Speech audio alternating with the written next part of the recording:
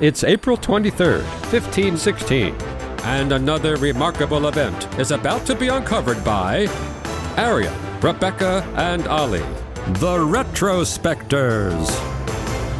Now, generally on history podcasts, when we talk about the Germans laying down a purity law, it doesn't bode well for the world.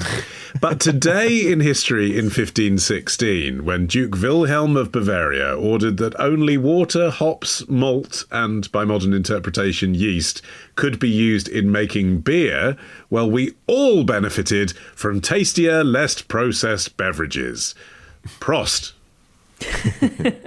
Yeah, and I should say right off the bat, this was not the first attempt to regulate the brewing industry, not even in Germany itself. Throughout the medieval era, several cities had imposed ordinances on beer, and in fact the regulations passed on this day that came to be known as the Reinheitsgebot were actually based on laws that had been in effect since 1483 in the Duchy of Bavaria, Munich, which was this small state of the Holy Roman Empire that covered about a third of modern-day Bavaria, around the city of Munich mostly.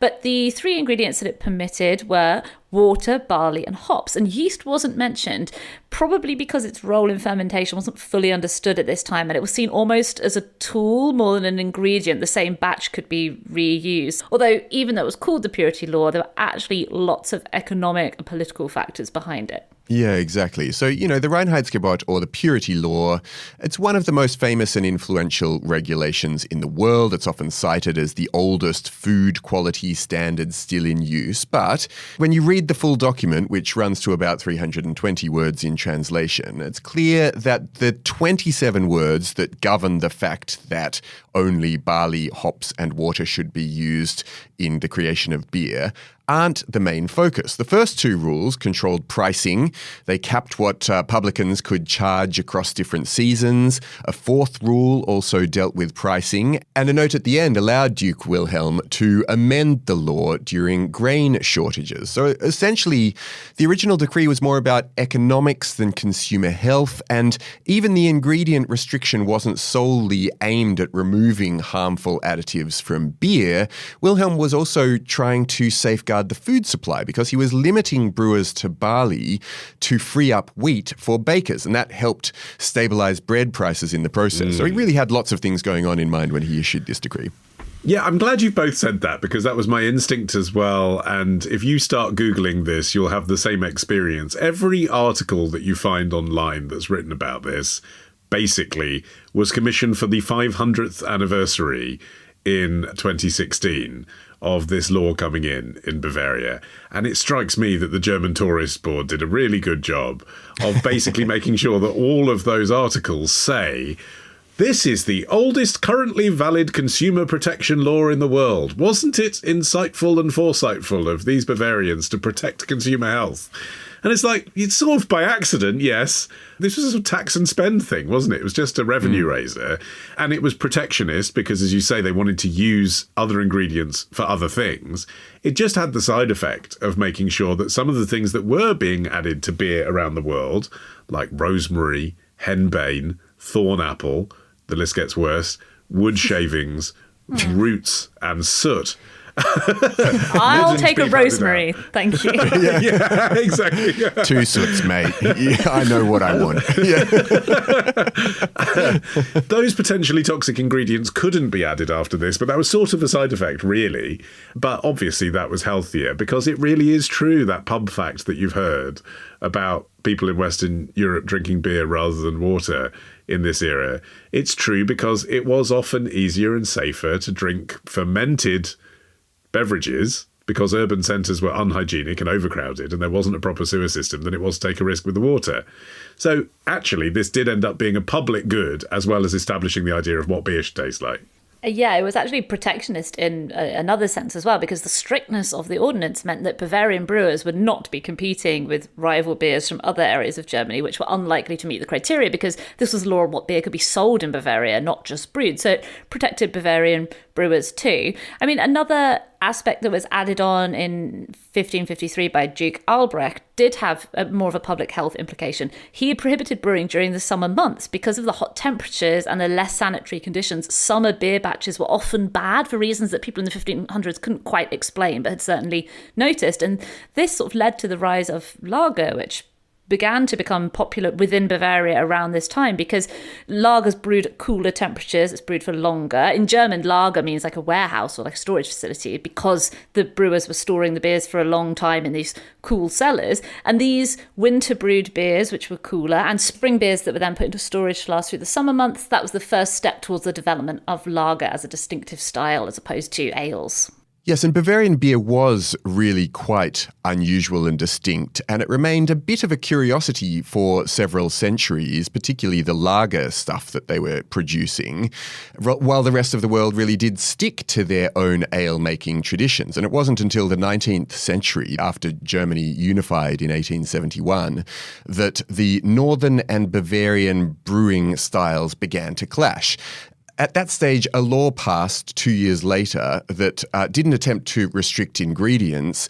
This was basically so as to let the state tax all the materials used by the northern brewers, not just the stuff that was covered by the decree that we're talking about here. And so the first version of the law resembling what exists today, with separate rules for ales and lagers, didn't appear until 1906. And then World War I intervened, and after that you had this other unification which occurred under the incoming Weimar Republic, which Bavaria agreed to join only on the condition that its beer came along with it. And this post-war legislation was actually the first time the decree was officially called the Reinheitsgebot. Yes, and I think that post-war context sort of explains, doesn't it, why nowadays Germans are very proud of this and talk about it as part of their... I mean, it is part of their heritage, I'm not diminishing it, but, you know, actually you look over those 5 centuries and it was just this sort of slightly kooky Bavarian law that spread and was actually quite restrictive and stopped you being able to sell different kinds of beers they have in other places. But then after the war, it's one of the things that they can be like, well, yes, this is actually something German that we can get behind. And it's what makes our beers distinct. You know, Budweiser has rice in it and Foster's has glucose syrup in it and Corona has corn in it. But good German beer doesn't. You know what a German beer is because it has these simple 3 or now 4 because of yeast ingredients in it. And then things kind of got complicated in the modern era because you then have the European community and countries like France want to sell products like Stella Artois into Germany, but that's got maize in it. And so you have this court case in Luxembourg where there is an argument that Germans shouldn't be exposed to beers that have preservatives and maize and millet and soya in them. And this incredible kind of patriotic display of what beer means to Germans. The lawyers litigating on behalf of Germany, who ironically were British, pointed out that beer wasn't just a cultural norm. It was, and bear in mind they were making this argument in 1987 or something, it was a basic source of almost a third of the nutrients ingested by the citizenry of Germany and was effectively their fluid bread. Well, it's interesting that part of the motive for the original passage of the Reinheitsgebot in the 16th century was protectionism, and it was that same protectionism flaring up again in the post-war context that revived interest in it, because it had applied to all beers in Germany since 1906, but it was patchily enforced, patchily adhered to. The northern breweries never really, accepted it, and the average German had never heard of it. But then you had competition coming in, first from other regions of West Germany, who had beer purity laws that were kind of a modified version, because you could have beers with additional additives, natural herbs, etc., and they would just be taxed differently. But the original version remained active in Bavaria itself, which meant Bavarian brewers were very vulnerable to competition from other regions. And then obviously you had those, as you said, those European rivals encroaching in too.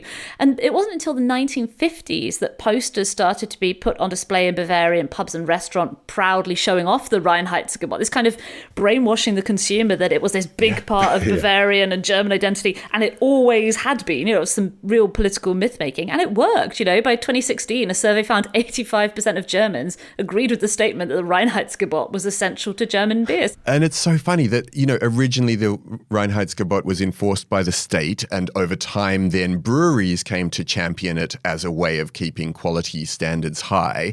But by the 20th century, the brewing industry, was using it as a marketing point, and then something interesting happened, which was that the customer began to enforce it. Basically, people began insisting on the idea that if they were going to get a beer in Germany, it must be one that was consistent with the Reinheitsgebot. And that caused problems for brewers because it meant that there was this kind of almost calcification of beer styles because all of the breweries had been resistant to change in the first instance, but now that different types of beers were becoming popular, and particularly with the sort of emergence of the craft beer scene, they couldn't get involved in it because their beer was those four things. It was barley, hops, water, and yeast. And if you can't move with the times, then you do have a product. It still had an audience, but beer drinking in Germany of German beer has been in steady decline for some years.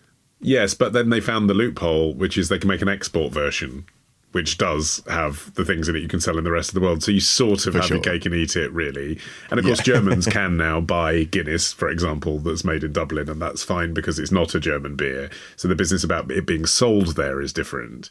But it's fascinating to me, like any kind of creative restriction, really, like the Bollywood formula, for example, whether this focuses brewers' minds in a creative way or whether it restricts them. Because, some really great beers around the world that don't have to follow these rules do follow these rules anyway. Samuel Adams' Boston Lager, for example. No, and I was really interested looking into this, like how Kafkaesque these court cases could get. There was one that went on for 10 years. It started in 1995. And it was over there was this brewery near Brandenburg that made a dark beer called Schwarzbier that had added sugar syrup. And they were fighting in court for the right to just call it Schwarzbier. After 10 years, they won. The court ruled that the sugar syrup that was added to it should be treated like an existing permitted additive, like herbs or other natural flavourings. Up until then, they had been... Yes, quite. Up until that point, they had been forced to label these bottles of beer, and I can only imagine the size the bottles must have been, a specialty made from Schwarzbier with invert sugar syrup added afterward. Probably just one word in German. Tomorrow. Challenging physical exercise was not offered to women. We weren't supposed to sweat or have muscles. Ditch the ads and get a Sunday episode when you join Club Retrospectors. Patreon.com/Retrospectors.